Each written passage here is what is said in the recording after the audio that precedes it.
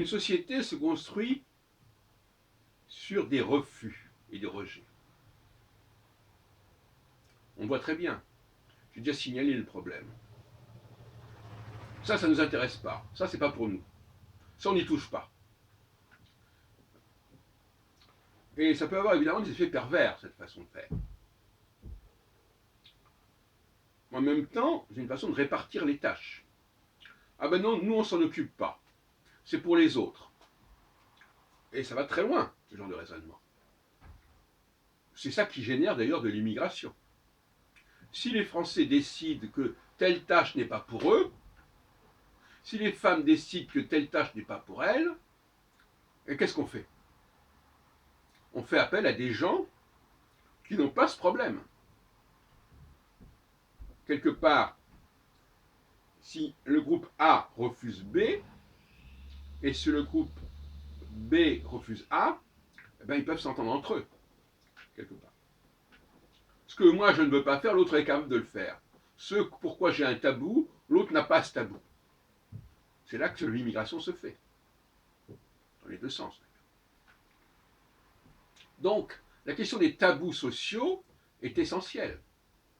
Mais même sur un plan purement culturel, le fait de dire je ne m'intéresse pas à tel sujet, ça fait partie de ma culture, ça fait partie de mon environnement, de mon périmètre culturel. Très bien. On fait l'impasse sur ce sujet. C'est beau pour les autres. Par exemple, l'astrologie. Ah, ben non, l'astrologie, c'est pas valable pour nous, pour tel groupe. Laissez-le au bas peuple, laissez-le aux charlatans, aux pseudosciences, voilà, etc., etc. À partir de ce moment-là, par exemple, on néglige certains secteurs de recherche et on laisse aux pays qui n'ont pas ce blocage de l'avantage, par définition. Donc faisons très attention à nos rejets et à nos refus, parce que ça détermine énormément de choses. Au niveau de l'immigration, de l'importation, de la recherche, dès que l'on fait abstraction de quelque chose, dès qu'on s'abstient de certaines choses, dès qu'on se désintéresse de certaines choses, ça a des conséquences forcément.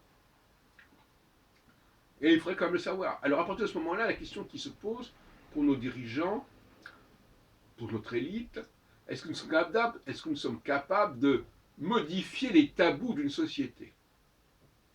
Est-ce que nous sommes capables de changer les postures, les positions sur telle et telle question?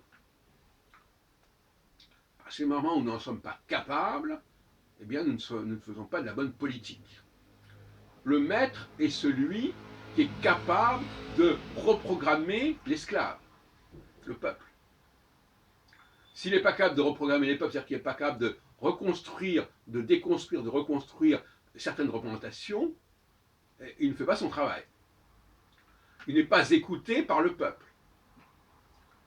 Ça veut dire aussi que cette élite n'est pas à la hauteur de sa mission, de sa fonction, qui est celle de reprogrammer, de refaire penser, de reformuler le consensus ancien et d'en faire un nouveau.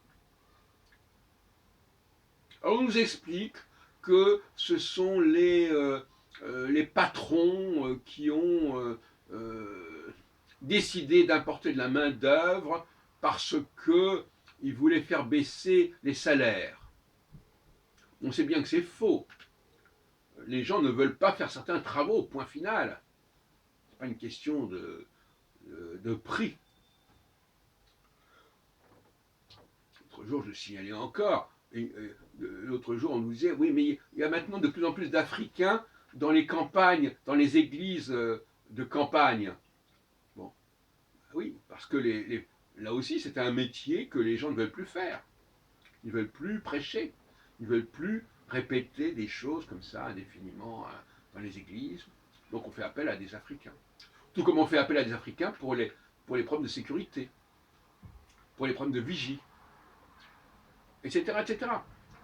Chaque fois qu'il y a le refus de faire certaines choses, il faut s'attendre à ce qu'il y ait une importation de main-d'œuvre et non qu'une immigration. C'est une évidence. Alors, à un moment donné, on pouvait jouer sur l'arrivée des populations rurales françaises. Alors, à ce moment-là, on n'avait pas besoin d'importer des populations d'une autre race, d'un autre continent, d'une autre culture. On avait surtout l'arrivée de populations paysannes qui se rapprochaient des villes et qui étaient utilisées comme main-d'œuvre.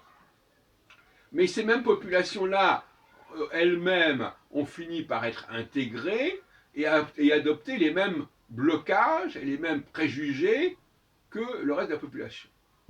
Et donc, comme on ne peut plus puiser dans le vivier rural, eh bien, on est obligé de puiser dans le vivier des anciennes colonies, par exemple. Voyez-vous. Et puis peut-être qu'à un moment donné, les gens des anciennes colonies ne voudront plus non plus faire certains travaux et certaines tâches, il faudra encore puiser ailleurs. Bon. Sans parler, bien entendu, de l'utilisation des machines. Parce que les machines, elles se développent justement aussi du fait du refus de faire certaines activités.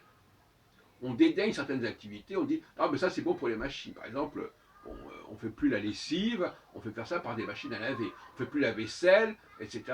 Bon. Donc, tout ça aussi, c'est on remplace la domesticité par les machines. Comprenez l'engrenage dans lequel on se trouve, qui est un cercle vicieux. Dès qu'on refuse de faire certaines choses, alors ça c'est effectivement un signe de mouvement, de progrès. Je refuse quelque chose, à partir du moment où je refuse quelque chose, une société refuse quelque chose, ça va créer du mouvement. Ça va créer du progrès parce qu'on va devoir inventer des techniques, des machines, l'électroménager, etc. Ou bien alors ça va les machines c'est une forme d'immigration aussi, quelque part. Ou bien ça va créer de l'immigration, on appelle d'air, etc. De toute façon, tout refus de faire quelque chose soi-même génère de l'emploi. Alors, ça peut être de l'emploi sur place. Hein. La personne dit, moi je ne veux plus faire certaines activités, je délègue. À ce moment-là, on recrute. On recrute à un moment donné, alors on recrute à condition que les gens veuillent bien faire les choses qu'on a envie de faire faire. C'est pas évident, on vient d'expliquer. Et écologiquement, le fait de faire appel à des éléments extérieurs, étrangers, est nocif. Mais à ce moment-là, ça veut dire que nous devrions tout faire nous-mêmes. Ça implique une autonomie.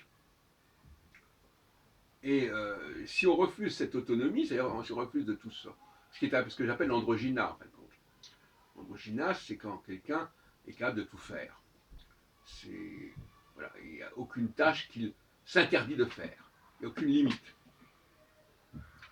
Donc le surhomme, c'est celui qui est dans l'illimité. Il ne veut pas se limiter. Et se limiter, ça veut dire ça c'est pas pour moi. Ça ne me concerne pas. Ça c'est pas dans le champ de mes intérêts. Le maître, c'est justement celui qui refuse. Alors paradoxalement, il y a le vrai maître qui refuse de déléguer, et il y a le petit maître qui veut déléguer, et qui lui crée un appel d'air. Il veut qu'on l'aide, et en fin de compte, donc si je délègue, ça veut dire que je renonce à faire certaines choses, que je décide de ne pas faire certaines choses.